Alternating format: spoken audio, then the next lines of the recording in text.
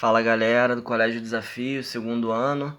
Vamos para mais um exercício, mais um vídeo de correção de exercícios, né, do módulo 7, nossa semana 10. A gente vai corrigir aí o número 3 da página 328.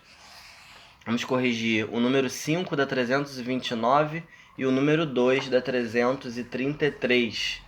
Beleza? Então a gente começa aí. Número 3. Leia a seguir os versos da canção Saga da Amazônia, de autoria do paraibano Vital Farias, que expressam uma das facetas da ocupação do espaço rural amazônico e da questão agrária brasileira. Vou botar um pedacinho para vocês ouvirem, para vocês conhecerem uma música bem diferente, assim, bem regional, né? É característico lá do norte, nordeste, para vocês terem uma ideia de como é essa música. Toda mata tem caipora para mata vigiar.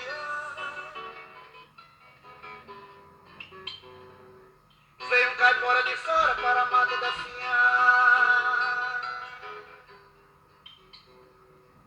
E trouxe dragão de ferro para comer muita madeira. E trouxe estilo gigante para acabar com a capoeira. Fizeram logo um projeto sem ninguém testemunhar. Pra o dragão cortar madeira e toda a mata derrubar.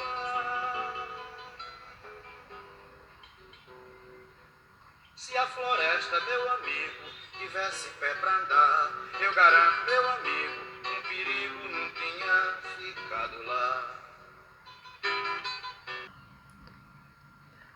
Vamos lá então, ele continua: o que se corta em segundos gasta tempo para vingar, e o fruto que dá no cacho para a gente se alimentar. Mas o dragão continua a floresta a devorar, e quem habita essa mata, para onde vai se mudar?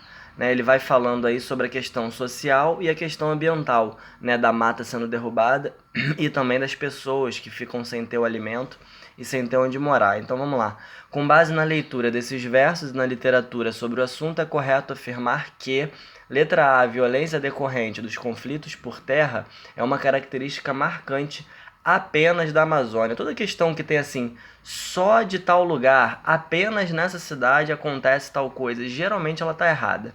Tá, galera? Isso até já é uma noção para vocês levarem pro ano que vem aí, pro vestibular. Geralmente, em questões assim, a alternativa não é essa.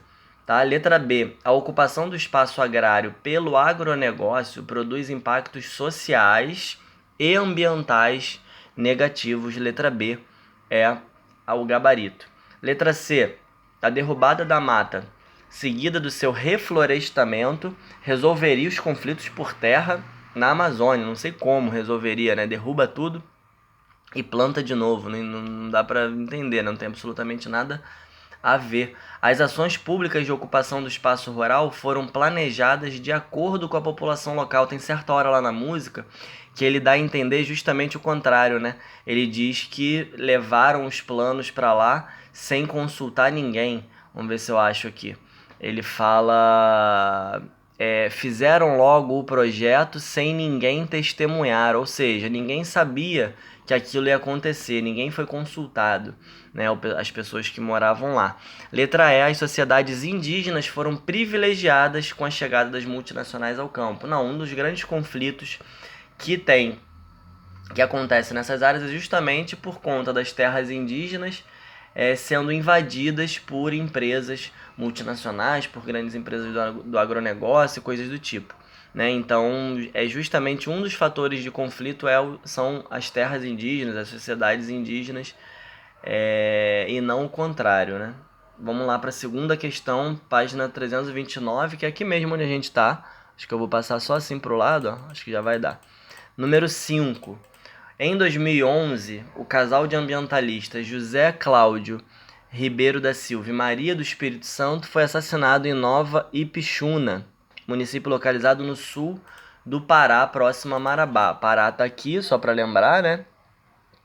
Sul do Pará tá aqui. E aqui um alto índice de camponeses e trabalhadores rurais assassinados. Tá vendo aqui a legenda? As bolinhas maiores são as áreas onde há mais assassinatos, né? Há mais assassinatos, trabalhadores rurais assassinados, tá? Claro que tem a ver com terra, né? Com conflito de terra. Eles denunciavam a devastação da floresta amazônica por madeireiras, fazendeiros e carvoeiros. Beleza? Então os caras denunciavam e foram mortos. Então não é brincadeira, né? Não é uma coisa à toa os conflitos ambientais na Amazônia. Com base na notícia no mapa, conclui-se que o crime, letra A, foi surpreendente, uma vez que o Estado brasileiro garantiu segurança para os ambientalistas no período que precedeu a Rio+20. Não foi surpreendente na medida que esses conflitos já acontecem há muito tempo. Né? Inclusive há um assassinato muito famoso na década de 80 de um camarada chamado Chico Mendes, que ele ficou famoso no mundo inteiro porque ele avisou várias vezes o governo brasileiro, na época o governo ainda militar, né, que estavam ameaçando ele, que iam matá-lo, e aí realmente as pessoas que ele tinha denunciado matam ele, todo mundo fica sabendo e o governo não fez nada. Então há muitos casos no Brasil de assassinatos de ambientalistas, de pessoas ligadas à defesa da natureza. Letra B. Comprova que o sul do Pará é uma das regiões mais violentas do país devido aos conflitos pela posse da terra. Letra B. O gabarito. Tá, galera? Então o sul do Pará, ali onde justamente aconteceu o problema, tá vendo? Essa região é talvez o círculo maior aqui do mapa, esteja aqui justamente nessa região. Beleza? Então vou ler só as outras só pra gente ver se tem alguma coisa pra comentar. Mas a letra B, que é o gabarito, causou perplexidade, uma vez que é rara a ocorrência de assassinatos de ambientalistas e poceiros no estado do Pará.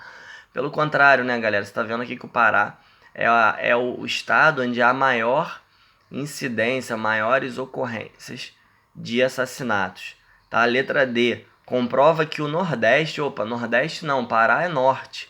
Né? Então, como é que é o Nordeste? É uma das regiões mais violentas do país. Não está comprovando nada do Nordeste a questão. A questão só está falando, na verdade, do Norte, em decorrência de conflitos envolvendo povos indígenas. E letra E.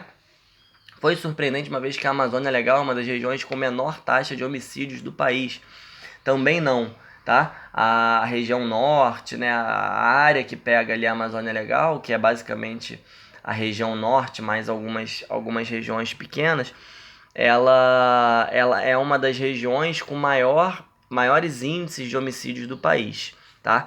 Comparado proporcionalmente à sua população.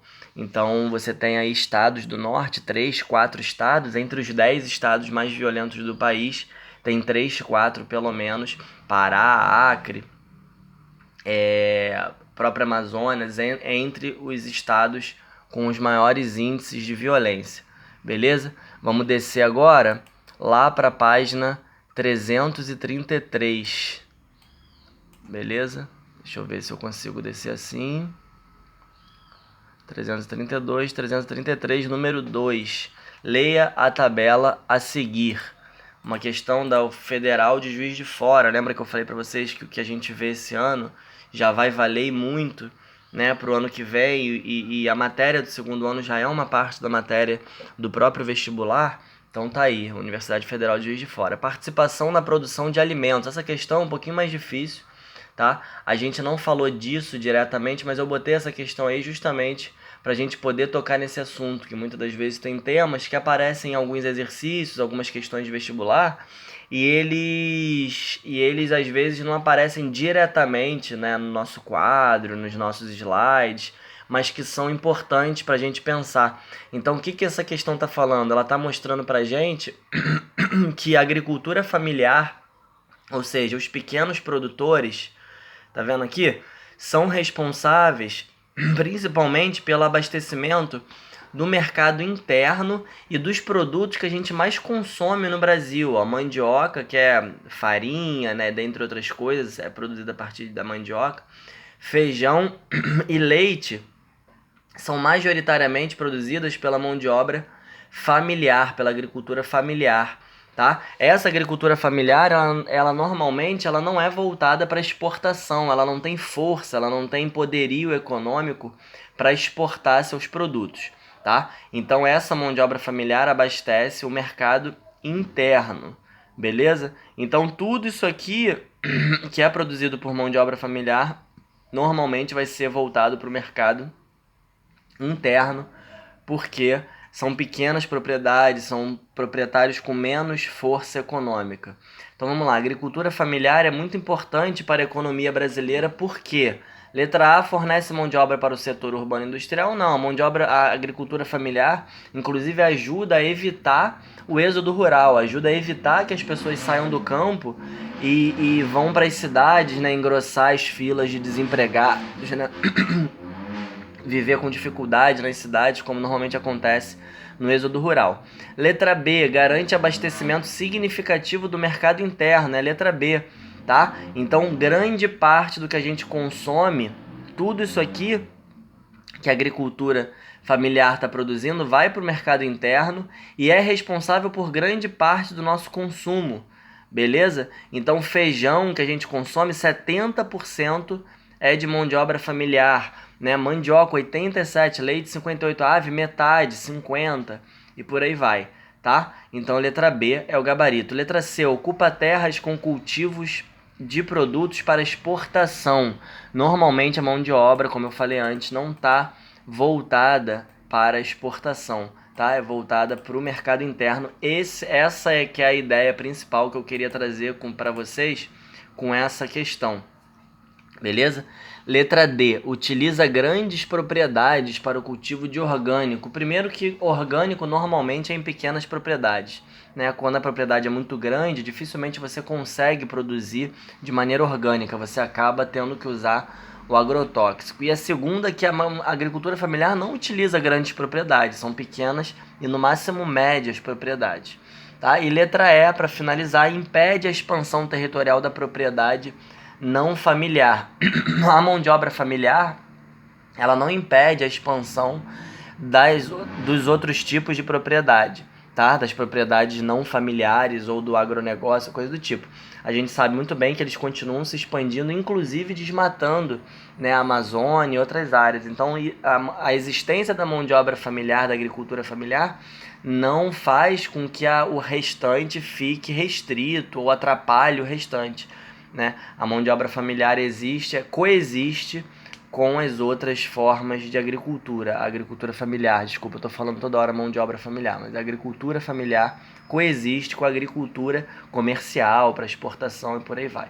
Tá legal? Então a gente fica por aqui, a gente fecha os exercícios do módulo 7 com esse vídeo, e aí na semana que vem a gente vai já dar início ao módulo 8. Grande abraço a todos, se cuidem!